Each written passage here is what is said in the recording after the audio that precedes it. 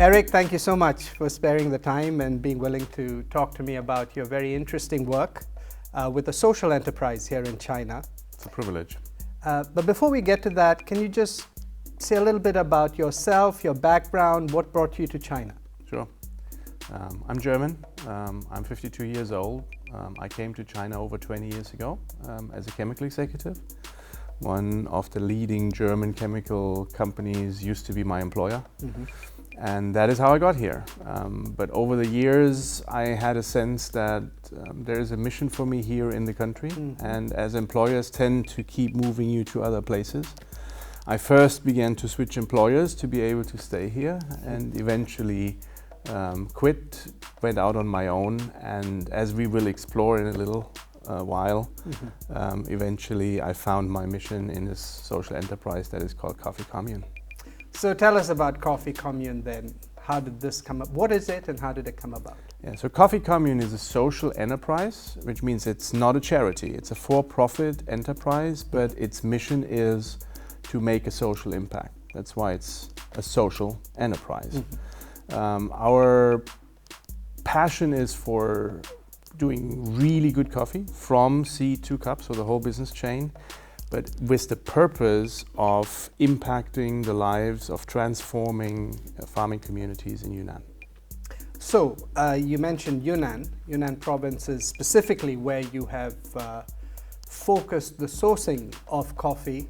How did you find out about coffee in Yunnan? I mean, I know a lot of people who live in China who aren't even aware that Yunnan is a coffee growing That was no different for me. It's a well-kept secret that Yunnan is about the 12th largest coffee growing region in the whole world, about as big as Mexico and about twice as big as Kenya. So I didn't know that either. It all started because I got involved about 10 years ago with let's call it a charity, even though you know that here in China things are registered as companies. Mm-hmm. We help homeless handicapped people here in Shanghai to be rehabilitated in a 2-year program. Mm-hmm. And that place always struggles for the cash resources it needs to do its good work. And one thing led to another, that I found out that coffee, roasting coffee in particular, could be a way to make that operation more self-sustaining. Mm-hmm. So I learned to roast coffee so that I can teach them how to roast coffee, so that they hopefully would have a product and a growing market, a product with a good margin. Because most of the things that handicapped people can do, physically handicapped people can do, is done by large factories, right, much cheaper, and so it's very hard to actually make margins, make profits from which you can sustain the operations. Mm-hmm. So I started out on that and it worked. Just the fact is, with the first steps into that, you start realizing what you don't know. Right. And part of the things that I didn't know is what is really the regulatory framework in which you need to operate. And one of my basic rules always is do things by the book. Mm. Do what the authorities require of you to do. Don't try and take shortcuts, because in my long years I've learned that it comes back to you anyway. So you might just as well try and understand it what's the lay of the land, what are the rules and regulations, right, and then engage in that way. And so we couldn't really scale it in the framework of that charity. So I had to take the big plunge. I quit my job. I took my own money and I started Coffee Commune as a company.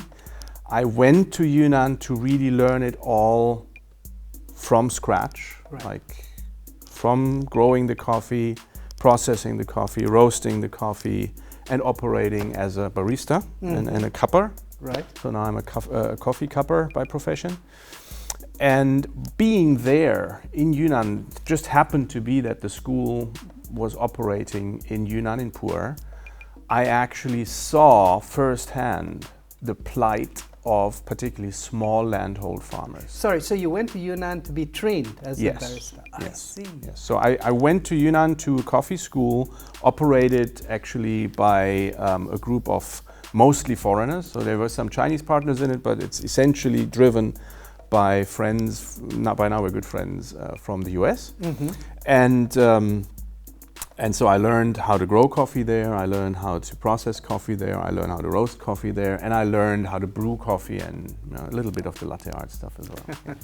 And of course, in the end, the most important one, how to verify the quality of coffee. So you basically go and try how good the coffee is, and then you have your sheets that you fill in to say, well, how good is this coffee and why is it so good? And then you are able to negotiate the pricing. If it's a very good specialty grade, you get very different prices from when it's a middle of the road commercial grade coffee.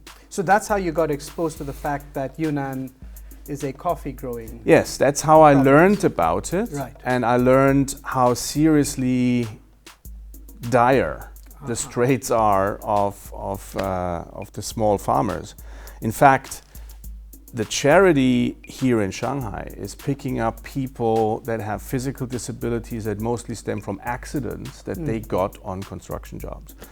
And they're all migrants. Typically, these are migrants. And so why are they even there? They are there because wherever they came from the countryside, where they used to be farmers, they couldn't make enough to sustain their families. And now I saw the same is true in coffee. So I met face to face, I met the coffee farmers that had to live on a daily income per household of, if you convert that to US dollars, $5 per household. Now that's 3 generations in one household. That is just not enough. Right. And not sustainable. And so that is where it clicked. And I had a dream one night, honestly. I had a vision one night that laid out the whole process from crop to cup. Got up, wrote it down. Next morning, saw it. Couldn't believe that this that this came out of one night's sleep. So prayed over it and did it. Wow. So you now saw an opportunity. You are based in Shanghai. You already started this coffee shop. Now you could see a source for coffee in Yunnan, and your hope was to also therefore have a positive social impact on the coffee growers there. But I'm sure there was a bit of a journey then to go from that you can say that, yes, starting point to where you've reached today. Can you talk us through that a little bit? So it was a big step. It was kind of like taking that first step into the Red Sea and hoping it will part as you go, right? Because I started out with roasting. Now roasting, you can start very small with a small roaster at home. That's exactly what I did. No big risk involved, not much time involved to start with. But this was different now because now I saw there is literally thousands, tens of thousands actually, of very small farming families that struggle to survive.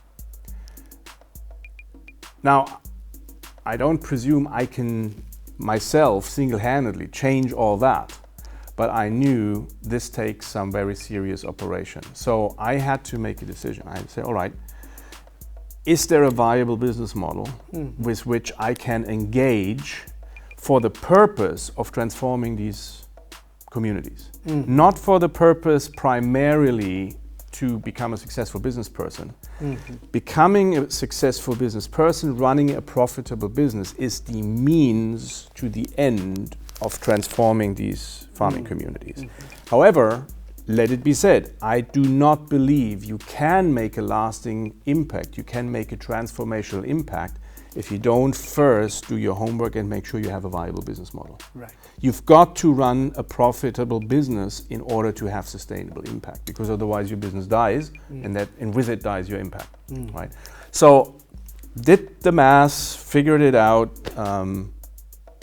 put my money where my mouth was. So I went into my bank account and I took my own money, the savings out, and bought the equipment, imported equipment that is necessary to produce really good coffee. Okay.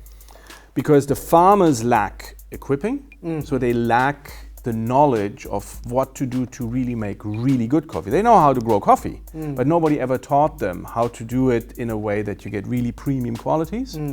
They lack the resources, the financial resources, to invest in the good equipment that you need in order not to damage the beans and in order to get the best out of them as you process them.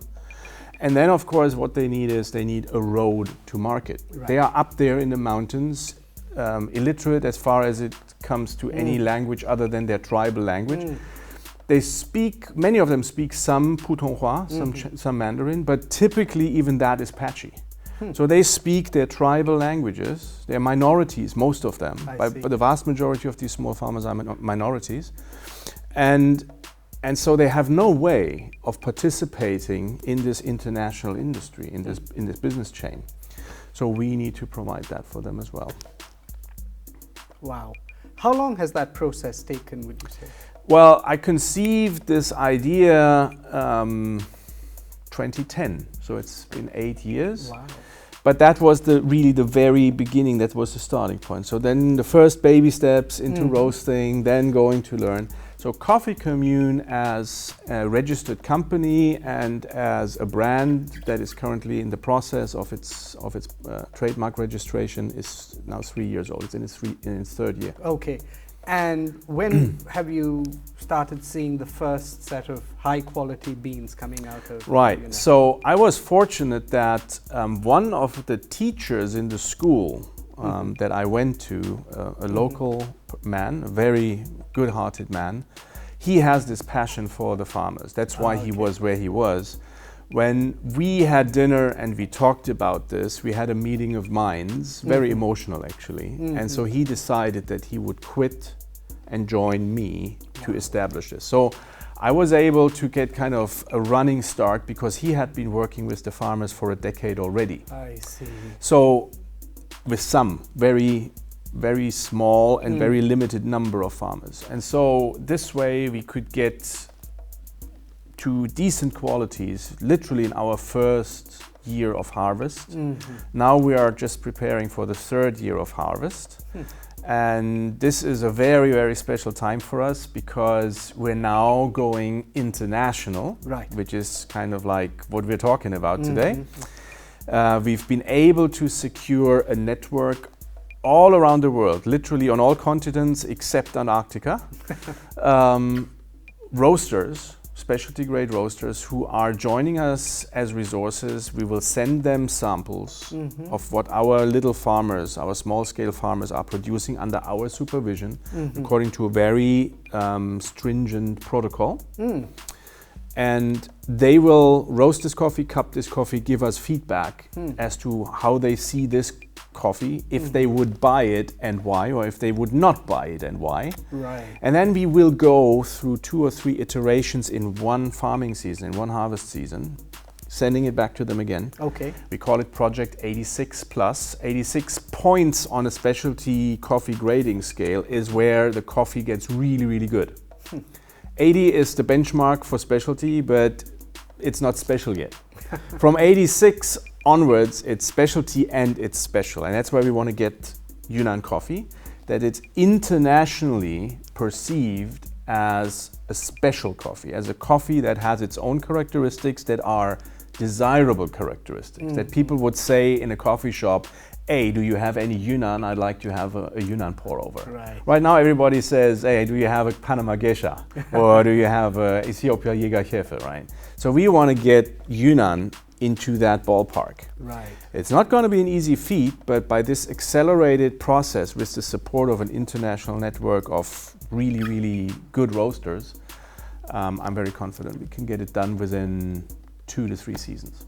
How did you put together this network? That sounds like quite a feat in itself. Yeah, well, I mean, not everything you do in life or in business is entirely plannable. I think that's also a message I want to get across. When you do case studies, I mean, I did my MBA 20 years ago. When you do case studies, it looks like, wow, they've really planned it out perfectly, right? And then you just execute perfectly.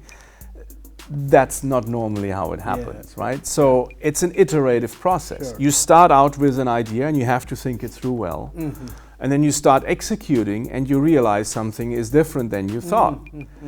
And then you have to adapt. Yeah. And that's what we also had to do. So, and then some things just happen.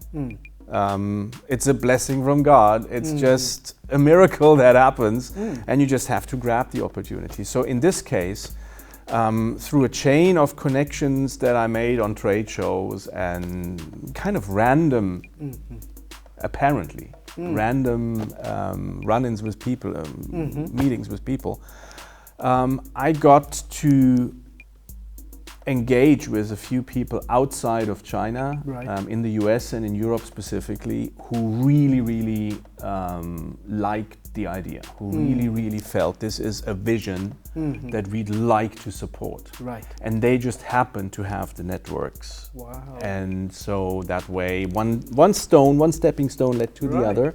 And so now we are actually surprisingly well known abroad for how young we are and how small we still are. Incredible. Simply because there were a couple of people who are multipliers, who are just very readily, happily sharing their network and sharing us, our story, our mission with their network. And in America, for example, is there any specific markets within that big country where you think a company like yours would be making inroads in initially? Yeah, well, I mean, what we're trying to do, it's not so much a geographic situation as it is a market segment. Okay. Right? So in order to get to transforming the farming communities, to give them an income that is not just sufficient to survive, but that is good enough to actually live and have hope for improvement for future generations, to actually be able to send their children to school all year round, and to have a hope that some of them will eventually go to college and will become agronomists and be able to transform this whole scenario. It's a generational thing. In order to do that, we need to sell coffee that is specialty grade, that is distinctive in its flavors, in its characteristics, so that people will pay a premium price for it. So we are looking to sell this coffee to smaller to medium scale roasters who have a following wherever they are and who are telling a story. So we want to partner with them so that they tell their story and our story is part of their story. Right? So this is about direct trade. This is about traceability, because customers, consumers want to know for their own sake, where is my food coming from? Where is my coffee coming from? Is it safe? That's the first concern. But a lot of them, particularly if they are affluent enough, they want to know, is this produced in a way that's sustainable? Is this fair trade, right? So now we go one better. We don't do fair trade only, we do direct trade. So we can tell, and these roasters can tell their customers, which farm did this come from? What's the name of the farmer? How many kids does he have? Where do they go to school? What are their challenges? How does my drinking their coffee change their lives? That's the story we want to tell. That's the story we want to empower the roasters that buy our coffee to tell. Amazing. Amazing. Eric, in a little while, you're going to be getting on a plane and going back to your home country, Germany. So tell me a little bit about this event that you're going for. Why are you going there? Who are you representing? Yeah, so that's one of those little miracles and just favors that we received. So I'm going to Germany for the first European Congress on the Chinese coffee market, organized by the German Coffee Association that we are now members of. So we've actually intentionally expanded into the international market, founded a company in my home country, Germany, to cater to the European market. In other markets, we're now working with partners that help us with that. But the real question is, why would you go there? What's the point? What is your impact there? So I can now go to this Congress. In fact, I have to go. I couldn't say no, because we're representing, Coffee Commune is representing Yunnan coffee for Europe. So we're the exclusive representative for the Yunnan International Coffee Exchange, which is a corporate organization established by the provincial government in Yunnan in order to improve Yunnan coffee quality and promote it worldwide. So how do you get into this situation? I'm just a German guy who used to be in chemicals and had a vision to go into coffee to help little farmers. And within 2 years, 3 years of being seriously involved in Yunnan, like having really like the feet on the ground, having the boots dirty, they appoint us. How did that happen? And it's one of those things that look in case studies as if you've always planned it that way, but life is different, right? So they took notice that we are operating there and have not come to anyone to ask for funding, have not come to ask for favors, have not asked for any support. We were just focusing, and it was just we didn't think of what might be available. We were just focusing on the work with the farmers to get that done. And we had the resources that we needed. I had the money that I needed to get started to do this. I literally had not thought about anything else. Now that caught their attention actually, because a lot of people are in business trying to find out how can we optimize our returns by getting others to chip in. And there's nothing wrong with it. I'm not saying you shouldn't do that. I'm just saying that's what's expected. So we were kind of, without trying to, we were kind of different. And so we had the opportunity to actually meet for a dinner. And it was not about Bai Joe at all. There was no drinking at all going on. We were just casually sitting. Yunnan is a beautiful place. It's all year round. It's spring. Right. So we were sitting outside and having dinner outside, and we were talking. And so I just, without any intention, I casually mentioned that I thought it was time for us to open an office in my home country, in Germany, because we so dearly need to open up a direct trade route for the coffee that these farmers are producing in order to get the prices that they need to get. And that just clicked with him, and he said, like, you mean you are using your own resources to open an office there to help our farmers? I said, yeah, that's why we're in business. And from then, like, the floodgates opened. They just went like, well, would you partner with us? Because we are representing literally tens of thousands of farmers with our organization that need access to the European market. Yeah. And so we went international, not entirely all thought through. It was an opportunity that opened because of the way we were doing business, because we sincerely had a mission that we were sincerely trying to fulfill the best we can. And we obtained favor with someone, with this organization, the Yunnan International Coffee Exchange, who just has the resources, has the power to give us access to significant amount of supply, so that we now have an opportunity to impact literally tens of thousands of farming families simply by this partnership. Wonderful. So this event that's happening in Germany, is it in a specific city in Germany which is significant for coffee? Oh yeah, it is. It's in Hamburg. Hamburg and Bremen are traditionally, over the centuries, like the key harbors where coffee lands for the entire European market. There is now Marseille as well in the south, from the southern side, and there is Antwerp that has its role as well, but the key ports and the key warehousing is Bremen and Hamburg, and that has made Germany the biggest coffee exporter in the world, even though it doesn't produce a single kilogram of coffee itself. Coffee comes in and goes out. And that's where most of the trading houses are, and that's why the Congress is there.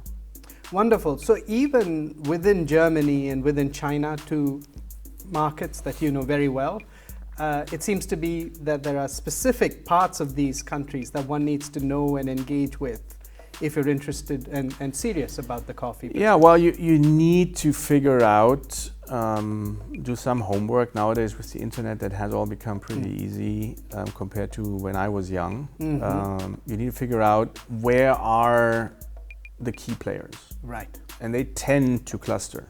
Right. Right. So you need to get plugged into the networks. So for us, that means membership in coffee associations. So we're a member of the Specialty Coffee Association, which is a global organization but headquartered in the US and in England. We're a member of the German Coffee Association. Makes sense for me being a German, and Germany being the biggest coffee trading location worldwide. So these are two key things that we had to do in order to be plugged in. But then I don't think you always have to go with the flow, to flow with the mainstream. Yep. My first instinct was to have our office for Europe in Hamburg, because that's where everybody is. But then I went to a friend of mine who has been an entrepreneur for 2 decades now, in a different industry. But he started from scratch as well, and he's in chemicals trading. And there is places also in Germany and in Europe where they congregate. And he said, you know what, I just founded it where I happen to live. And I'm the odd one out, but that actually is a discussion starter. And why are you not where everybody else is? Right? And so I said, you know what, that's actually a good idea. So one other thing that I learned from life rather than from business school is listen to the casual advice of people who've gone before, even if it's a different industry. A lot of these things are transferable. And this is a very small thing. It really doesn't matter that much if I were in Hamburg or if I am in a small town south of Munich, which we are now. Right. But it has its impact. Like the cost of operating where we operate is much, much lower than in Hamburg. Right. And that is a big thing when you start expanding your business. I can't emphasize that enough. You just gotta have to watch your costs. Right. Because it takes time. There's always a lag between the plans you're making and the actual sales happening, the actual revenue coming in. So I can't overemphasize how important it was for us to just manage cost wherever we can, so that we have the room for maneuver to take an opportunity when it presents itself that may need a cash out, and have that cash available and capture that opportunity. Yeah. So you're hoping that over the next 2-3 growing seasons that Yunnan coffee in general will become better known, and Commune coffee in particular in Germany. So if we were having a chat 3 years from now, what would you be hoping you'd be saying about the internationalization of this company? Yeah, well, I'm counting on it that this is going to take off. It's been an amazing ride so far, much more than I dare ask or imagine. And I have all reason to trust that it's going to continue. So 2-3 years from now, I do hope that we will be working directly with a few hundred, if not over 1,000 little farms. Directly meaning that we actually have visited all of them personally, that we know who they are. Of course, I'm not a professor, so I'm not going to be able to memorize all these names, but at least write them down, have a photo, be able to engage with them, be able to track, not a single person like me, but me and my organization, be able to track how they're doing. And selling their coffee. Now, if we talk about 1,000 farms, that means somewhere between 1,000 and 2,000 tons of coffee. That is, in the terms of the coffee industry, not a great deal. Yunnan produces about 150,000 tons of coffee. So we would be a very little piece of there, like 1% of what happens there is what we might be doing. But within the span of 2-3 years, that's a very good starting point. And I do actually hope that, and that's why we're engaging in this, that we will become a major representative worldwide of Yunnan coffee, which would mean that the way coffee is produced in Yunnan, the amount of the value creation, the whole chain, that goes to the farmers would increase significantly. That is our mission. That's what we're trying to achieve, and that drives where we go, when we go, and with what product and offering we go. Because it's not just about being able to tell a story how quick we grew and how many tons of coffee we're selling worldwide. That's not the point. The point is the quality of that. Right. How much coffee are we selling is dependent on how many farmers we can impact and how much margin we are generating for them to be able to send their kids to college, to be able to actually have sanitation in their villages, Right. To be able to add land so that they become more sustainable, that they can grow, and to be able to move downstream in the value chain, so that it's not just the cherries, the coffee cherries, that you need to process within 24 hours or they're lost, but that they can go and control the process up to raw coffee, and maybe even move forward into roasting coffee for the growing Chinese consumption. Right, right. And in the short term, if someone wanted to try out this coffee in Shanghai, where can they go and do that? Well, at the moment, they can go to 2 stores. One is in Fangdianlu, opposite of the big exhibition center, just above Yosemite Clinic. The other one is just a block away, maybe much easier to recognize at Decathlon, Longyang Road. Decathlon B&T Home, there we have a rather big flagship store. And it's not yet really entirely in dry sheets, but we might just open one just across the street from here. Oh, wow, I look forward to that.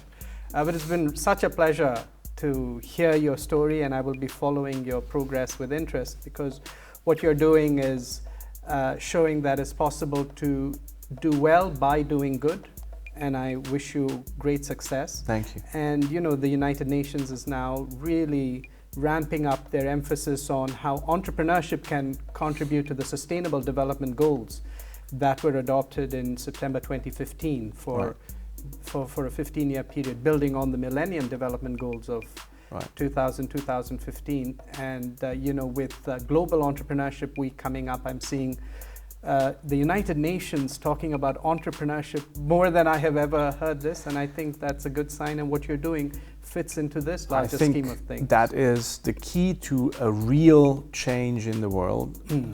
Political processes are important, but they are slow, and the funding is always behind the intentions. We see it again and again and again.